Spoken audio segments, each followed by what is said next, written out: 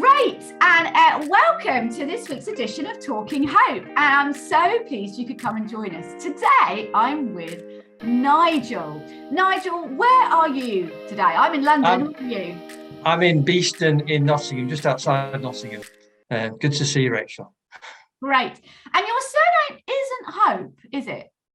No. Oh, sorry. No, it says on my screen there, Nigel Hope. No, it's Nigel Adams. I'm the director of Hope Nottingham. Exactly. So Nigel is Nigel Hope, not by his surname, but because he is the director of Hope Nottingham. Now, some people might not realise that Hope has these amazing hubs and centres across the country. Tell us, how did Hope Nottingham get started? Well, it really started in 2007, 2008, when I first started to hear about the Hope of 8 initiative. I first heard about that at a roadshow event in 2007 with Andy Hawthorne and Mike Pilavacci. And when I heard about the idea of uniting the church to reach the whole nation for the whole year, I was just buzzing. I thought that's what God wants me to do, basically. And it very, very first started when I invited the local church leaders together to share the vision, to show the DVD with Joel Edwards saying 2 million outstretched arms. That's what the church should be about. And it was amazing. It was kind of on fire, really. And then we did Hope 2008. We did lots of daft things, ranging from picking up rubbish in the streets to holiday clubs. And then we did a great big open air event, Hope in the Park, getting all the local churches together, inviting the whole community completely for free. It was a huge step of faith. 2,000 people showed up, and it was amazing. And actually, that was the launch of what followed. After that, people from different churches started to come and say to me, well, if we can do that together, what else can we do together?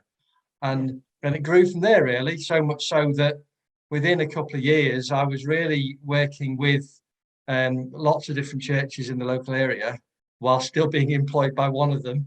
And it got to a point where I realised that I needed to kind of step out in faith and continue to develop this Hope thing, not just for this Beeston area of Nottingham, but for the whole of the city. And It's developed from that ever since. That's amazing. And you've ended up with like different, do you call them Hope Hubs? Yeah, we have Hope. Well, we do. Yeah, they're Hope Community Hubs. This is our main base here in Beeston, which is, we call it Hope House. It's a former church building that is now still a church building, really, in a different way. And it's very much a holistic community support hub, Christ-centered. We provide lots of different things to help people in need, to work with them with compassion, but also to show them the love of God. And it's a very messy, very thriving Christian community doing all sorts of different things. This is our main base here. We have a network of food banks and community hubs across Nottingham, all doing slightly different things in their different localities, and it's a growing, buzzing. And in the week in the Beeston Hope Community Hub, what are all the sort of things that you have on offer? So we have a drop-in cafe 4 mornings a week, which is open all morning, provides a free breakfast, provides a food bank. Some mornings we have a job club alongside that. We have a parent and toddler group. We have an elderly friendship group. We now have a Renew Wellbeing Youth Project, which is completely new, which we're piloting that with Renew Wellbeing. All sorts of things, really. We're just about to get Citizens Advice in here alongside our food bank and drop-in cafe. All sorts of things. Fantastic. And you discovered that as you were on this journey and you were doing all these things, something developed. You weren't meaning to. I've started calling you, Nigel, I hope you don't mind, but the accidental church planter. You accidentally, having created this Hope Community Hub, you ended up growing a church. Yeah, well, yes. I mean, I guess it's one of those things. We didn't even realise it was a church until afterwards, in a way. Because really, if you understand that church is a Christian, Christ-centered community where people are growing as disciples and gathering daily to pray and to worship and to serve one another, well, that's church, isn't it? So, and that the wonderful thing is, so many people that have joined in with this actually go to different churches or no church at all. But we gather each day to serve one another, and we begin every day with prayer, and we do little courses to help people with discipleship and things. But it was really for at least 5 or 6 years into it where we really started to recognize that the heart of everything that we do is this community where Jesus Christ is at the center of it. And that's the thing that I'm just massively passionate about now. I always remember, I guess one of the things that really helped me see it was a wonderful guy. We all loved him. He was an alcoholic, but he would spend a lot of time here, and he loved being here and loved spending time here. And he would go around doing cleaning for us and belting out Christ alone cornerstone at the top of his voice. He had a cracking voice. We never managed to fully fix him in terms of his alcoholism, but he became part of our Christian family. And that's one of the most blessed things, really. And once we started to see that more than anything else, this is about including anybody that we can welcome as part of Jesus's family, that's what it's really all about.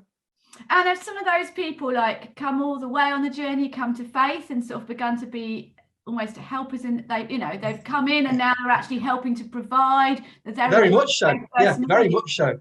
In lots of different ways, really. As volunteers, as one of the things, it was quite something really. A young woman that we've supported for quite a long time. Over the years, her own faith began to develop. She began to get involved in different ways.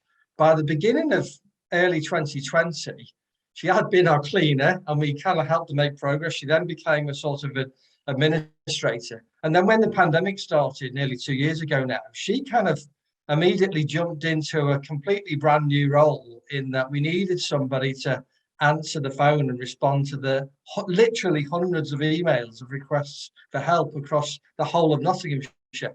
And she took that job on. We now employ her full time.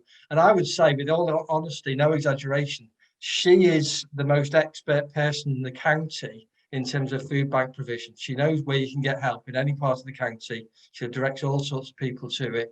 But she started as just somebody who came in who needed a bit of help, who was a bit lonely and needed some support. And she's very much part of the family now and prays with us every day.